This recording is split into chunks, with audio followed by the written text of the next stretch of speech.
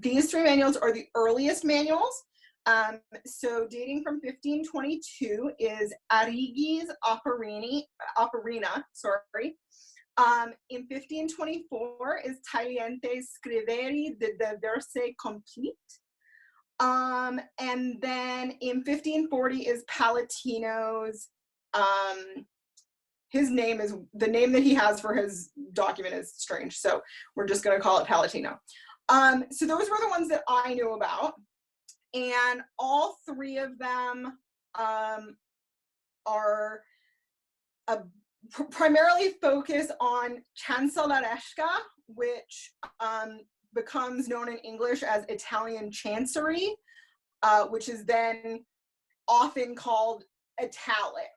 And certainly our modern italics are derived from Cancelleresca, but there are a lot of different variations, and it is different for sure. Recently, I discovered that there's actually a bunch more of these manuals. There's at least 6 or 7 more Italian ones. Specifically, I found 5 more where the complete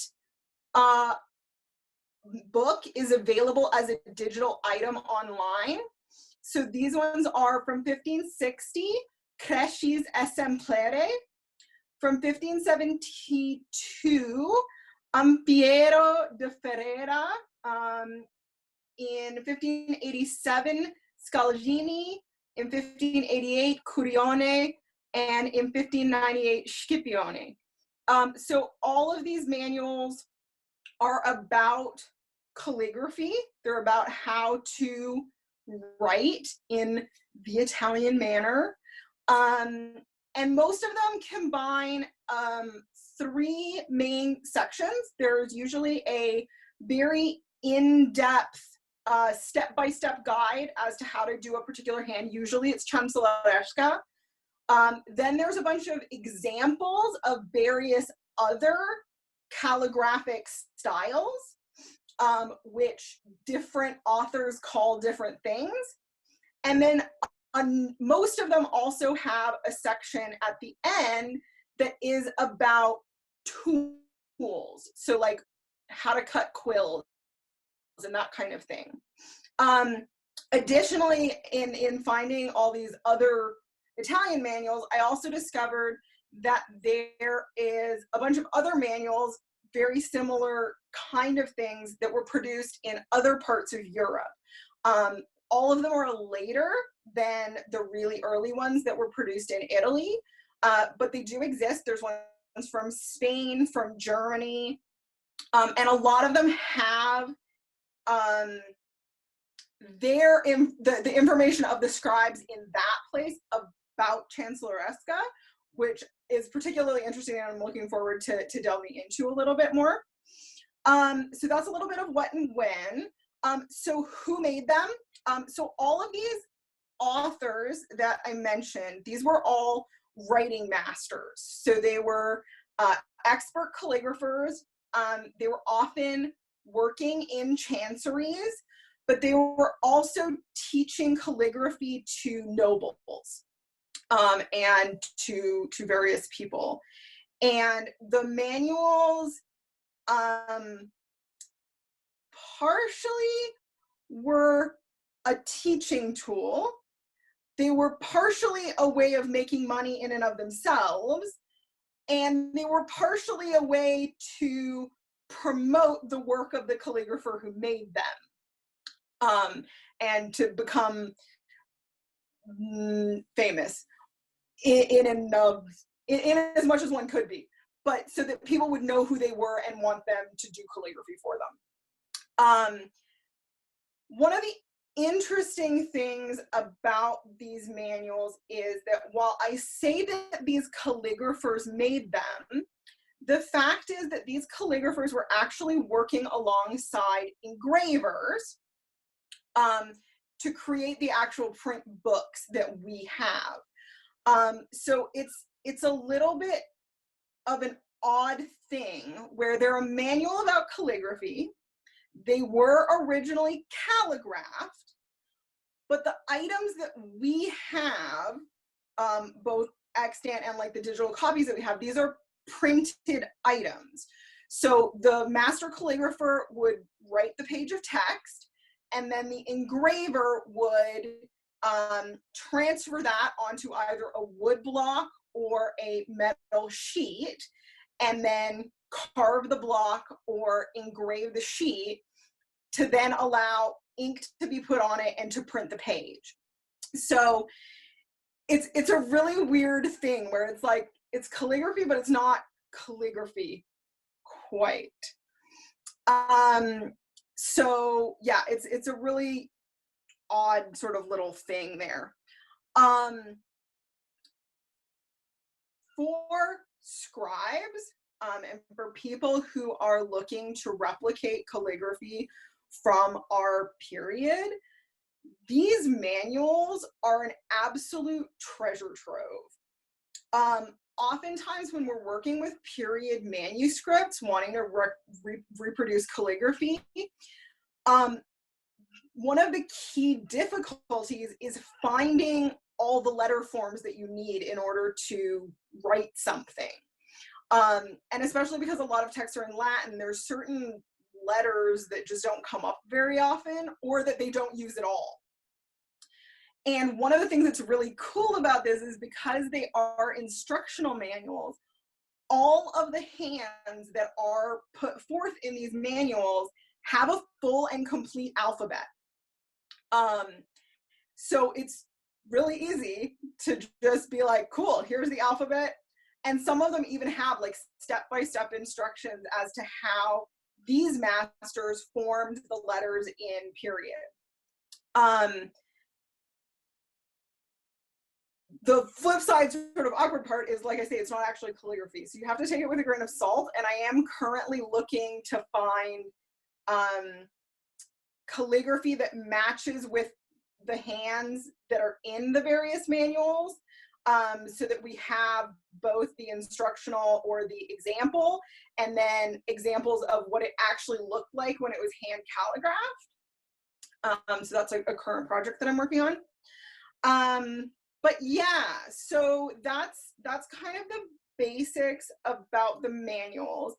One little tidbit that I found when I was working on this that I think is pretty funny that I'll just share with you before we open up for questions about the basics, is, so we talked about two of the guys who made these, Palatino and Cresci. So Palatino was one of the earliest or earlier manuals, and when Cresci published his manual, apparently, I haven't had a chance to actually translate or transcribe Cresci's manuals yet, but apparently, although it was quite subtle, it was quite apparent that he was criticizing Palatino's letters, and that he was basically saying, well, you know, my way of writing Chancelloresca is better than his is. And so then Palatino apparently published a rebuttal, and tried to sort of like be like, well, you know, I'm just as good a calligrapher as you are.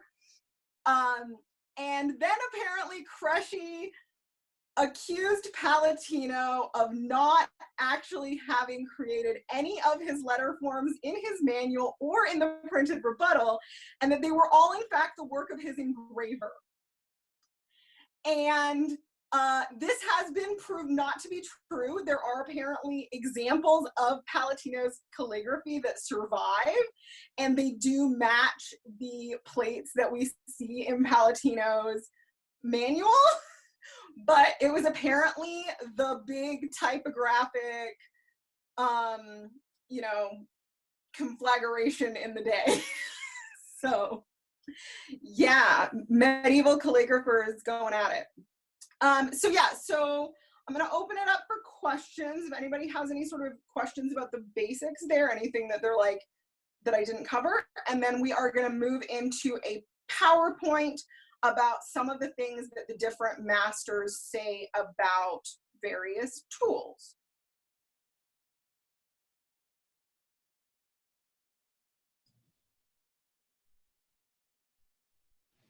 Okay, so if you guys have questions, you can either type them in the chat box. I just opened that up, and then you can raise your hand if you'd like to speak, and I'll unmute.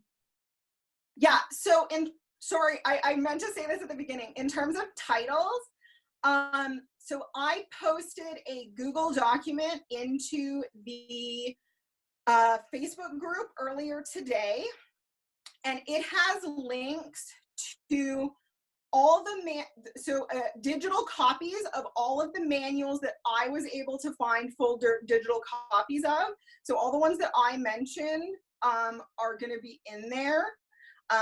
Most of them are from archive.org. So those are public domain digital copies of those manuals.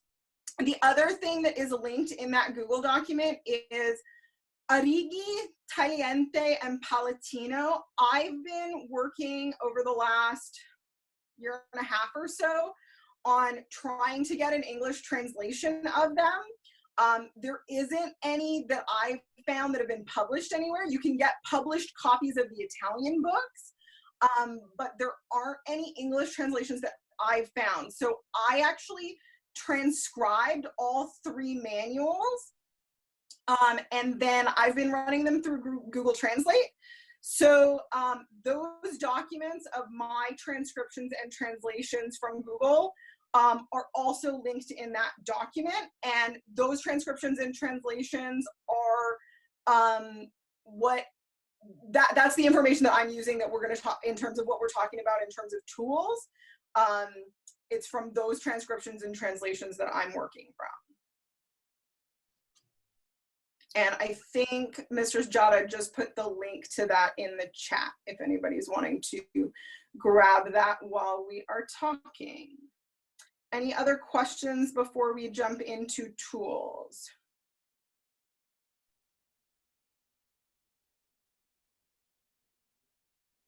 Okay, so I believe y'all should be seeing my PowerPoint now. Yes, we can see it. Okay, perfect.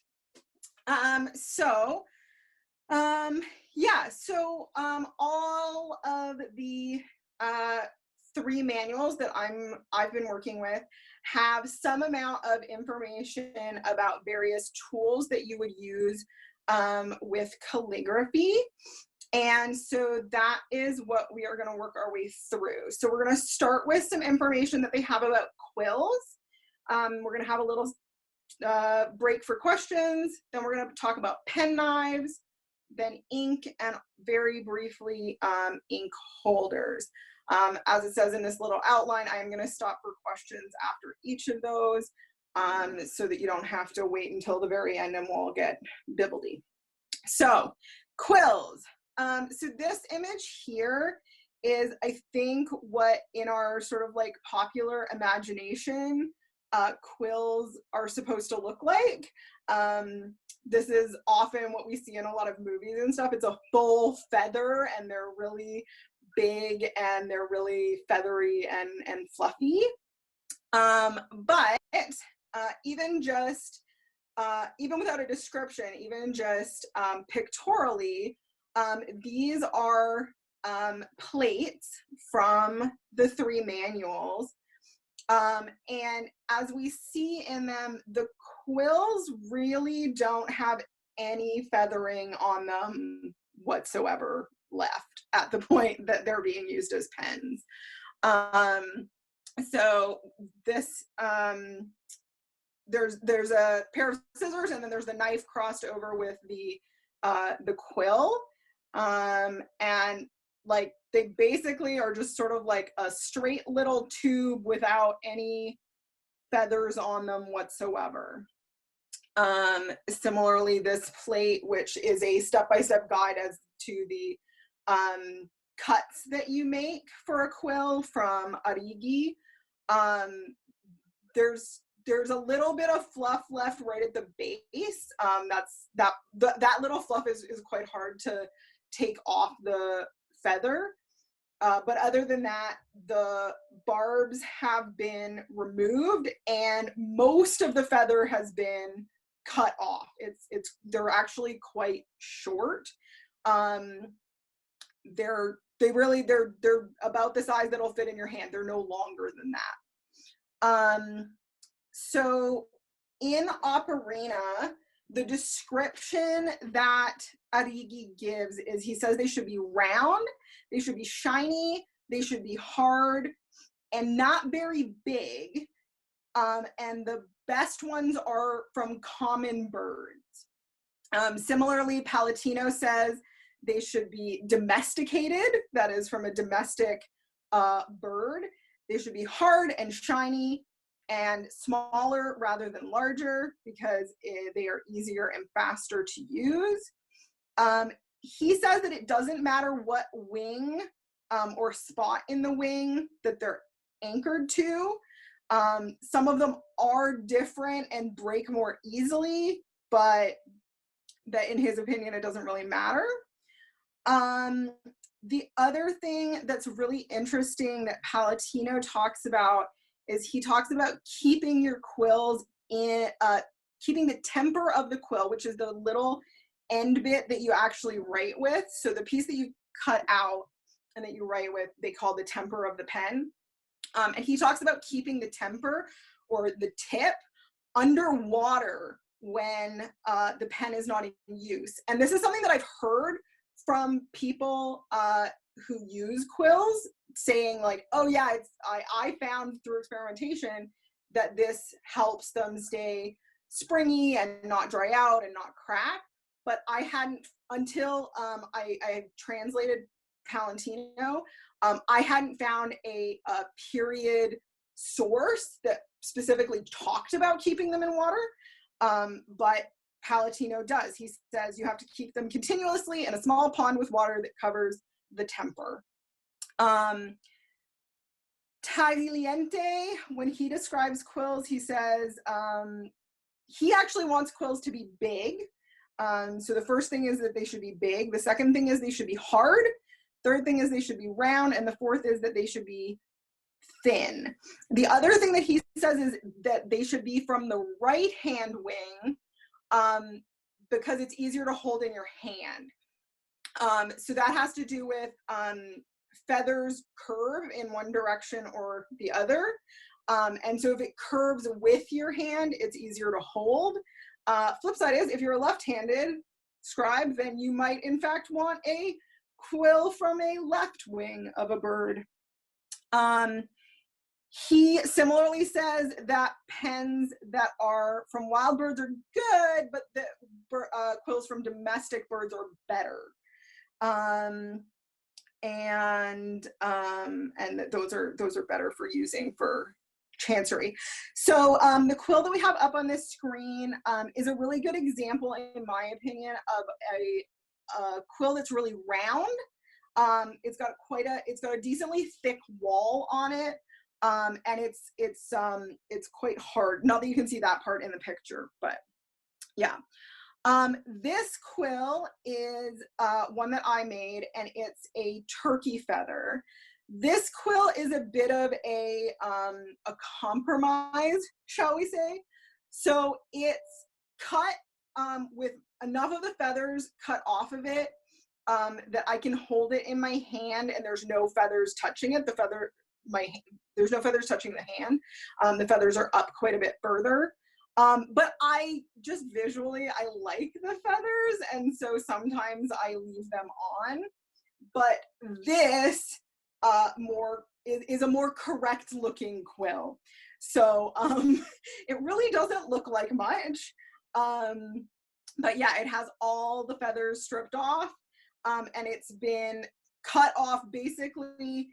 If you cut the turkey pen off where the feathers start, that's about how long this one is to cut off the rest of the feather. Okay, so does anybody have questions about quills? I'm just going to say that is really shocking to me. I don't know whether it's shocking to people who have worked in the scribal arts for a while. If they have read this before, maybe they already knew, but for someone who doesn't really do a lot of that, I've just taken a few calligraphy classes in the STA. I'm shocked that they didn't use the feathers at all. I know, right? It was I have to say, it was shocking to me when I first found out about it. But yeah, part of the thing is, even my compromise feather, the feathers do sort of get in the way sometimes. And having all the barbs stripped off and cutting off that end of the feather, it's a much more workable pen. Okay, I'm gonna start talking about pen knives. If we have any other questions about quills, we can circle back to them a little bit later. Okay, so pen knives. So this is what most people are introduced to as the first knife that they cut quills with. It was the first knife that I was introduced to. So when I took my first class on quill cutting, this was the kind of knife that I was given. So a straight edged hobby knife. Usually it's an X-Acto knife, but regardless of whether it's X-Acto brand or not, it's a straight bladed knife. And what we see, and some of you may have noticed it when we looked at the quill plates, but when we look at the knives in the plates, what we see is at minimum a slight curvature, and on most of them a significant curvature of the blade on the knife. Arrighi has the straightest knife, but even his knife has a belly to it. It is curved, it is rounded. It is not, the cutting edge is not a flat angle, it's curved. And then when we look at the knives in Palatino and in Tagliente, Tagliente's in particular, like, it is very curved. It has a big blade and a big belly to it. And my experience is that that curvature makes a huge difference to your ability to cut a quill well. We're not going into how to cut a quill today. We're kind of going over the overview, but I was so supremely frustrated trying to cut quills with a straight knife, and I thought it was me. I thought I was bad at it. I thought there was something wrong with me. I thought there was something about the instructions that I wasn't understanding. And then I switched to a curved knife. This knife here is my current quill cutting knife, and it changed everything for me. I cut quills now, no problem. I love cutting quills at this point. And this is not a super expensive knife. Like, you can buy very fancy hand forged pen knives, and you can do all kinds of things in terms of pen knives. But this pen knife is actually, it's a wood carving knife. I got it from Lee Valley Tools. It wasn't super expensive. And even my suggestion would be, even if you can't afford that, if you need to use an X-Acto knife, I would really highly suggest getting one of the curved X-Acto knives. I really think it would make a difference. So yeah, the Operina is the only one that has an actual description of a pen knife. And he does say a small knife of good steel, very sharp, whose blade is straight and narrow. And when he's saying straight, he means like straight down the blade, like, not that the blade itself is a straight blade like the X-Acto knife we were talking about, but that, like, it doesn't have a warp in the blade. You want it to be straight or it's not going to make nice cuts.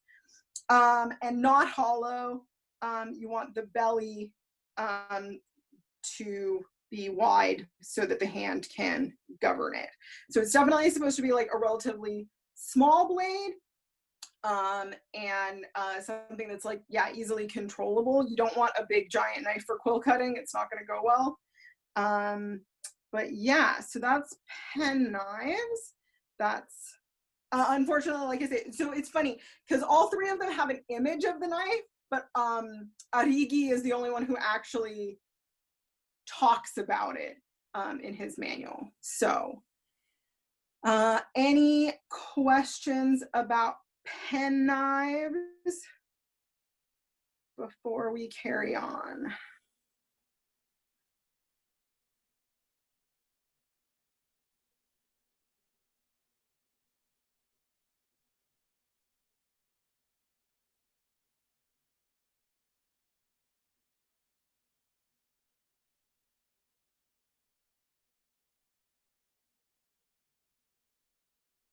Okay, so we're going to talk really, really briefly about ink. This could be a 3-hour discussion in and of itself. But because Palatino in particular does actually have an ink recipe in his manual, I thought we would touch on it.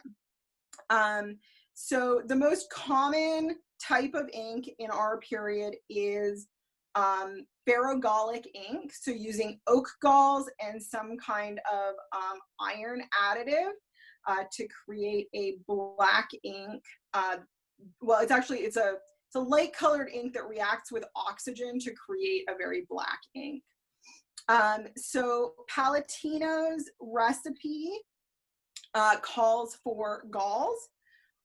It calls for wine or water, but he says that rainwater is better. And because he specifically says rainwater, we can be pretty sure that he's looking for something that's pretty pH neutral and that doesn't have a lot of other stuff in it. It then also calls for vitriol, Roman vitriol or copperas. So this is your ferrous sulfate. And then gum arabic, which is a sticky thing. And then the interesting thing about this, so all of those other things are very common in oak gall ink recipes. The one really weird one that I came across in Palatino's recipe is he calls for grated apple peel. And we were actually having a conversation about this over in the other chat room earlier, trying to figure out what we thought was going on with this apple peel.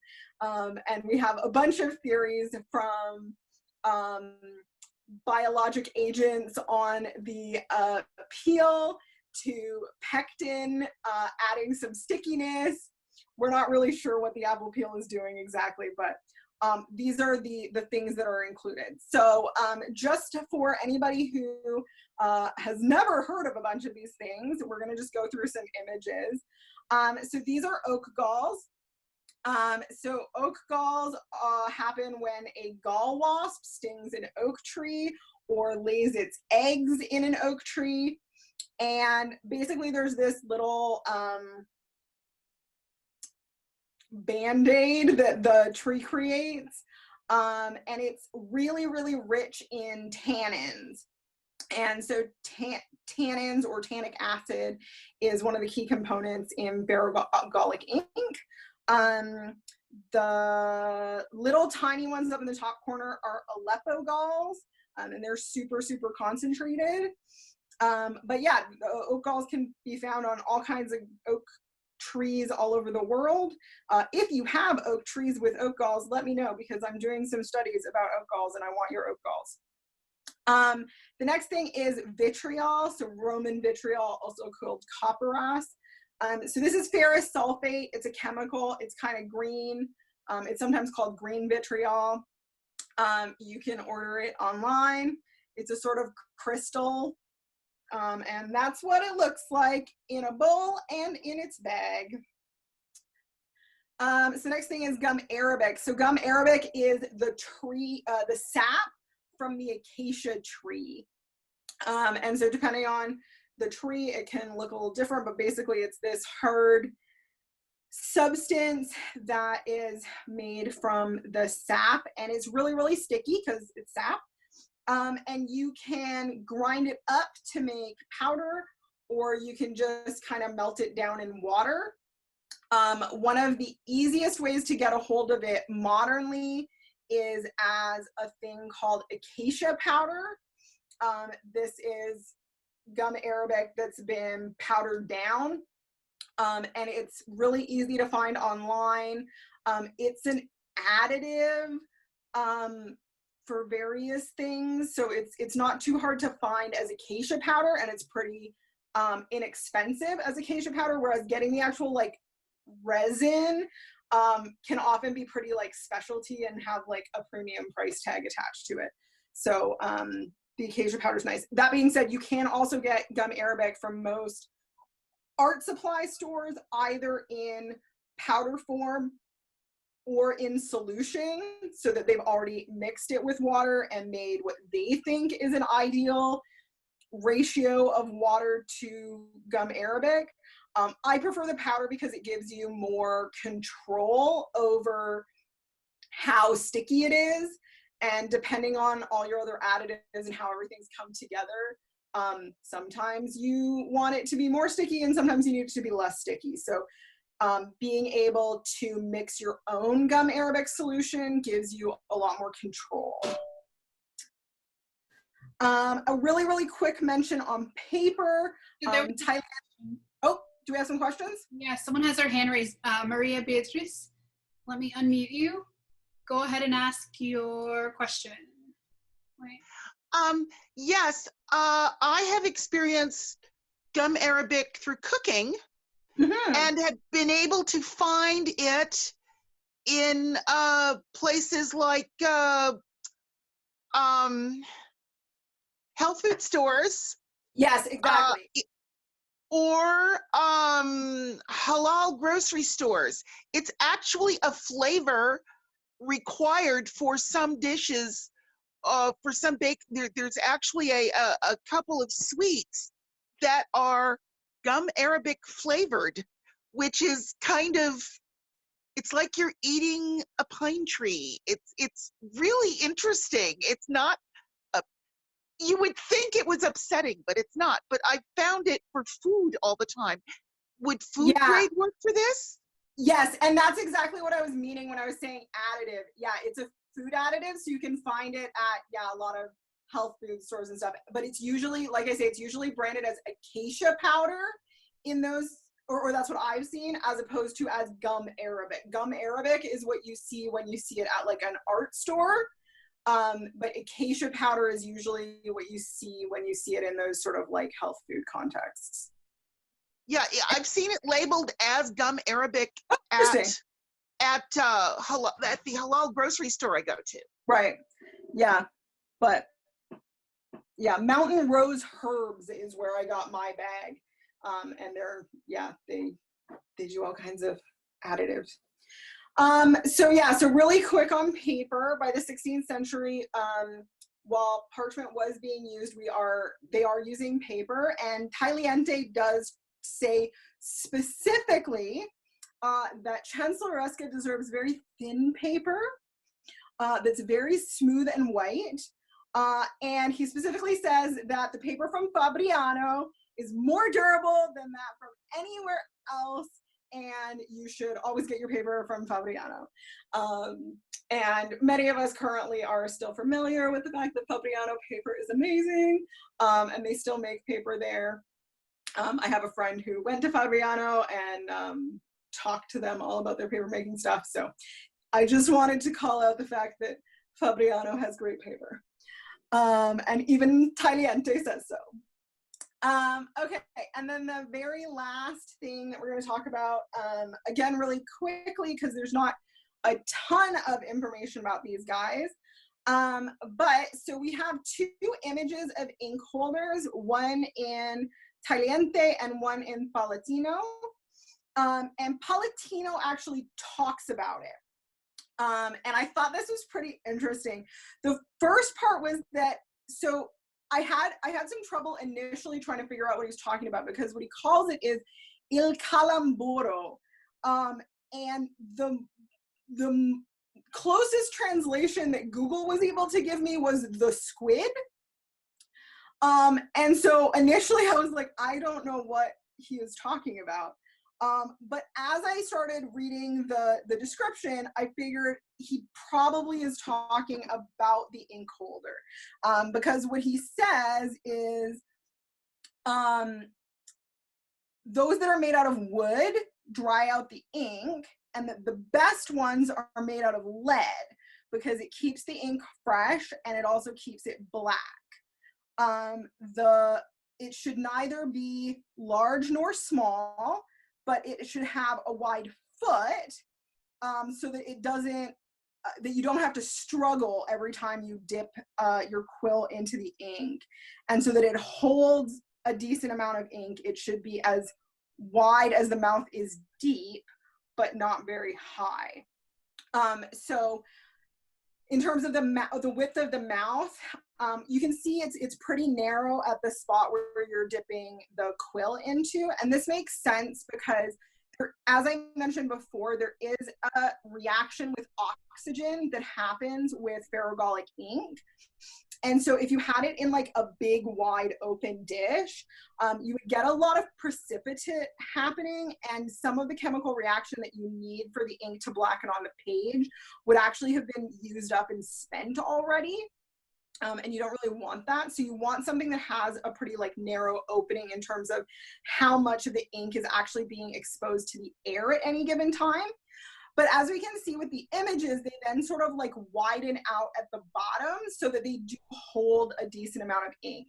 And then although he doesn't talk about this, it looks like in the images, there's sort of this like additional sort of cup that is like around it that you can put a quill that you're not using in, sort of rest it in that little dip so that you don't drip ink everywhere, which is nice. So that seems to be what ink holders looked like at the beginning of the 1500s in Italy. So I hope that that gives everybody oops. So yeah, so I hope that gives everybody a bit of an idea of kind of what would be in your scribal tools. Yes, question. So I have a question about the ink holder. Yeah. I've been interested in getting perhaps a pen, a penner, and then also having an ink pot. Have you found any place that sells something that looks like that? I admit I haven't looked. The ink holder thing is something actually kind of new for me in terms of looking at them. They had been there at the bottom of the images, but I've been very focused on the quill and the penknife. And it wasn't until I ran across the written description that I think is about the ink holder that I sort of started paying attention to them. So I admit that I have not gone looking for them, but I also have not seen them anywhere that I've sort of just like ran across in the course of things. These were definitely like, these would have been something that like sat on your desk and stayed there. This isn't like, it really doesn't look like there's a way to like cap it or transport it or anything like that. He does talk about sealing it. So but I think that's more to keep the air out. It wouldn't have been a transportable option. Okay, apparently some potters have sold pottery versions of them. Obviously he talks about them being made out of lead, so some kind of metal would probably be quote unquote the most appropriate, but I think if you can find something that's similar shape, it would probably work pretty well. So yeah, so obviously I'm going to open it up for questions, but I hope that that gives you a pretty good overview of kind of some of the tools and what things would have looked like for if you are wanting to do a little bit of calligraphy or have some calligraphic tools for your persona, or if you maybe want to make a present for the scribe in your life who's also Italian. Yeah, I have a lot more stuff on the manuals themselves are great resources for if you're actually wanting to learn an Italian hand or maybe develop a signature. And if anybody's interested in that, that is something that I'd be happy to talk to people about. And the one other thing that I was going to say is, so as I said before, these documents are currently just Google translated. And I am looking for somebody who reads Italian to help me with this translation project. I've already got the transcription going. You don't necessarily have to go back to the original manuscript. But yeah, I don't speak Italian. I don't read Italian. So if anybody does or knows somebody who might be interested in a translation project, please talk to me. Okay, so we've got a hand up from Michelle. Yeah, hi Michelle. Yeah, hey. I just wanted to say, in response with the whole penner and ink, you know, the ones that you see that are over their belts and everything, I actually had them made. I will say my dad, who's been a wood turner for ever and ever, actually made me the ink holder, and I found the little glass vial to put into it, so kind of went around the side of that one. But there's some awesome leather makers within the SCA. This one guy was making knitting needle holders, and he made me a shorter one for pens. So that was my penner. So you can find some artisans around who will kind of piece it together. And I know there's also a guy on SCA, one of the Facebook, the sales sites, who does, I think he's France. His leatherwork is incredible, and he actually made the whole penner. Yeah, no, I've seen lots of them. Oh, you're muted. Oh, sorry. Yeah, I've seen a lot of the holders off your belt and those kind of things. They're available for sale from a variety of artists and artisans, and they're amazing. What I haven't seen is a little metal pot and dish combo like what we were looking at in the image from the manual. As somebody else says, I think people have created them out of clay, so like pottery versions of them. But I personally haven't seen a metal one that's available for sale anywhere. Obviously, I'm sure there are so many talented artisans that we all know. I'm sure one of them can make one.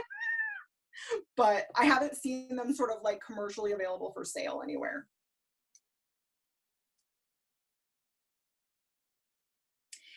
Any other questions before we wrap this up?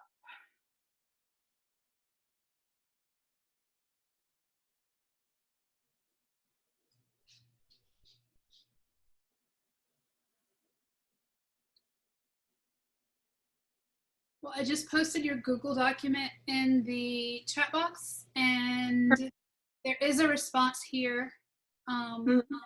Priscilla.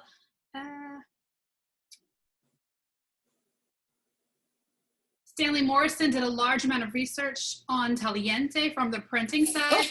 There's a translation of Splendor of Ornament and a discussion of Tagliente's hand in Morrison's Tally of Types, and it might be useful. So that sounds super useful.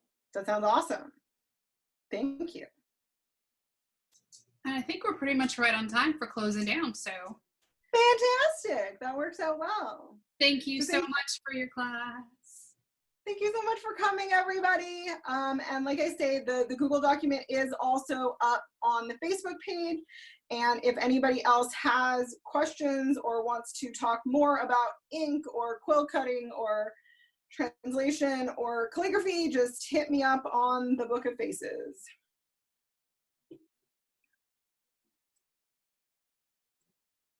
Thanks, Kid2, for coming and staying here, even though it's almost 3 a.m. in Finland.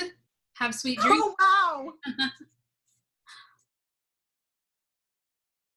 Good night, Finland. Good night, Kurt2.